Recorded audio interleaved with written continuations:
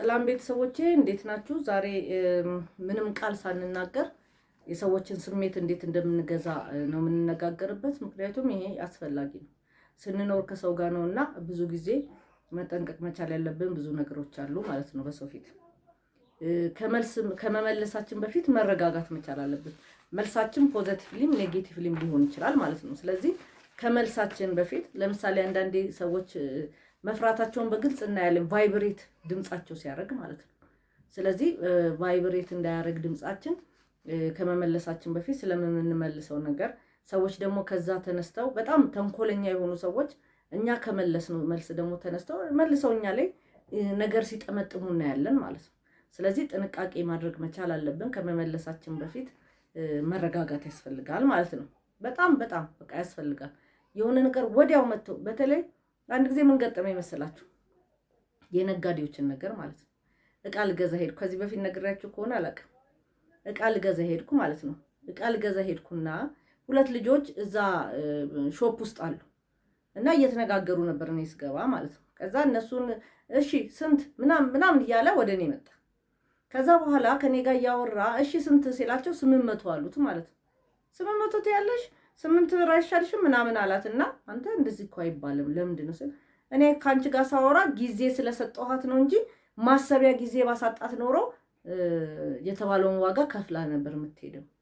ለካ ማሰቢያ ጊዜ እረፍት የሚያሳጡን አይታችሁ እንደሆነ ነገር ላይ ይሄ 800 ይሄ 1000 ብር ይሄ እንደዚህ አማራጭ እንድናጣ የሆነ ነገርን ብቻ ገዝተን እንድንለካ የሚያደርጉት ለዚህ ነው። እንደዚህ ነው ያለው። ፋታ ስለሰጠኋት ነው ማሰብ የቻለችው።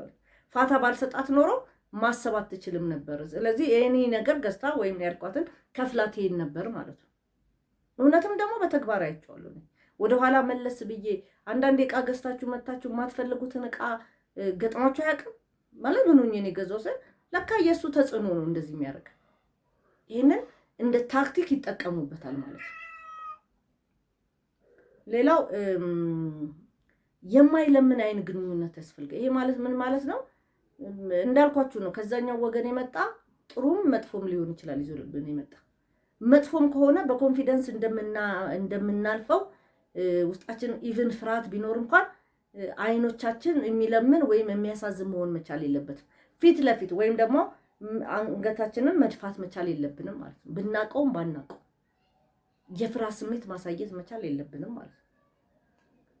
እንዲሁ ስሜታችንንም መቆጣጠር መቻል አለብን። ለነዛ ላመጡት እንዳልኳችሁ ነው። ፖዚቲቭሊ ኔጌቲቭሊ በውሸትም በእውነትም ነገሮች ሊመጡ ይችላሉ ወደኛ። ያልነውም ያላልነውንም ይዘው አንዳንድ ተንኮለኛ ሰዎች አሉ። ላስደንግጠው ብለው እናንተ ባላሰባችሁት መንገድ የሚመጡ ተንኮል ብቻ ስራቸው የሆነ ሰዎች አሉ። ስለዚህ እንደዚህ አይነት ነገር ላይ እንዲገጥማችሁ እንድትገዟቸው ማለት ነው። ሌላው የሰውነት አቀማመጣችንን በኮንፊደንስ መሆን መቻል አለብን። ምክንያቱም እንዳልኳችሁ ነው። ምንም ላያመጡም ይችላሉ፣ ግን እኛ ራሳችንን መቆጣጠር መቻል አለብን ማለት ነው። ጭንቀት በላያችን ላይ እንዲታይ ማድረግም የለብንም። ኢቭን ብንጨነቅ መልስ ብናጣ መልሱን ማናቀው ወይም ደግሞ እነዚህ ነገሮች ይገለጣሉ ብለን ያላሰብነው ቢሆን እንኳን ውስጣችን መቆጣጠር መቻል አለብን ማለት ነው። እና መረጋጋት መቻል አለብን። በፍጹም መረጋጋት መልስ ልንሰጣቸው ነው የሚገባው። የምንሰጠው መልስ የመጣውም ነገር ይሁን የምንሰጠውም መልስ እኮ እንዳልኳችሁ ጥሩም መጥፎም ሊሆን ይችላል ማለት ነው። እና በጣም በዚህ ነገር ውስጥ ማለፍ መቻል አለብን። ስለዚህ ተረጋግተን የምንናገር ከሆነ እነዛ ውሸታሞች እኛን ሊያስደነግጡን ይመጡ። በእውነት ውሸታምና ተንኮለኛ ሰዎች አሉ። እኛም ማስደንገጥ ከነገሮቻችንን ሁሉ በቃ እንደዚህ ማድረግ ደስ የሚላቸው ሴጣናዊ አስተሳሰብ ያላቸው ሰዎች አሉ በዙሪያቸው።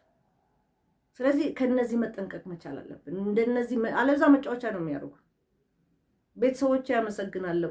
እነዚህ ነገሮችን ቼክ አድርጋችሁ ራሳችሁን ፈትሹ። ሰላም ሁኑ።